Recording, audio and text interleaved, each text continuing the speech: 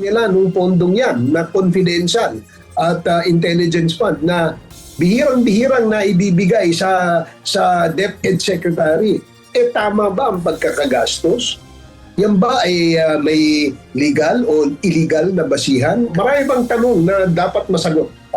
Kaya I'm sure pinaghahandaan ng prosecution yan. Maraming tanong ang dapat sagutin ni Attorney Michael Poa kapag tumestigo ito sa impeachment trial ni Vice President Sara Duterte. Para kay dating Congressman Robert Ace Barbers, spokesperson at advisor ng House Prosecution Team, isa sa mahalagang mabigyan linaw nito ay kung naging tama ang paggastos ng Department of Education sa kanilang confidential funds.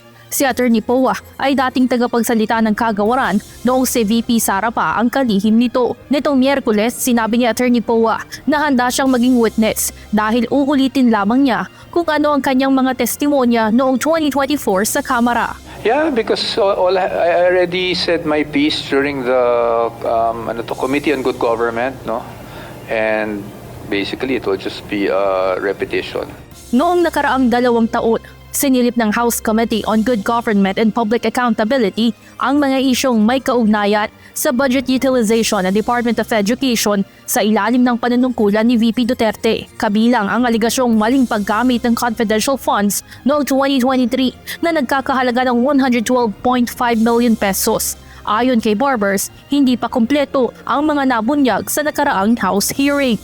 Marami ring dokumentong dumadaan sa kanya, no? Na sinusuri nila at maaaring pinipirmahan nila, and that must be made clear before the senator judges, no? Kasi nga ito bang pondong ito, halimbawa yung 125 million na yan sa DepEd, ang mayroong bang power o authority na gastusin yan ay si ASEC Michael Poa o yung mas mataas sa kanya?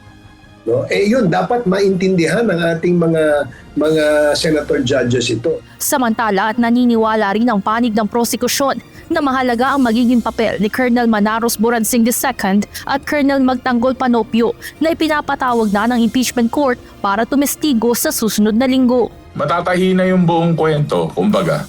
Nakikita natin kung paano ginastos, saan napunta, ba't walang resibo, ba't walang additional information tungkol saan nagamit. Saka yung mga hanging questions po na kay Ortonio, saka hanging questions po kay Ginang Acosta, magkakaroon po ng konting ilaw. No?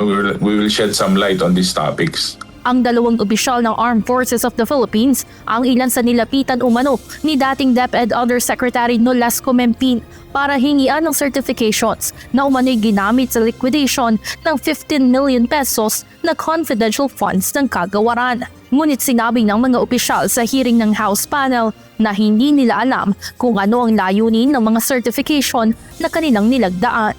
Kung sila ay lalabas na ginamit sa anumang personal na layunin ng ilang mga politiko, merong dapat pananagutan. Pero kung sila ay ginamit na wala silang kinalaman, meron ding dapat pananagutan dyan. Kaya nga dito sa pagpapatawag o pagpepresenta ng mga membro ng AFP dito sa impeachment trial na ito, mahalaga na maintindihan natin kung bakit ba sila nadawit o na-involved dito sa usapin ng impeachment. Nakaschedule na ang 2 na tumistigo sa impeachment trial sa darating na September 1. Posibleng sa susunod na linggo na rin humarap si Attorney Poa sakaling hindi makadalo ang 2 military official. Evan Alvarez, UNTV News and Rescue. Diyos ang aming sandigan, serbisyo publiko ang aming pinahahalagahan.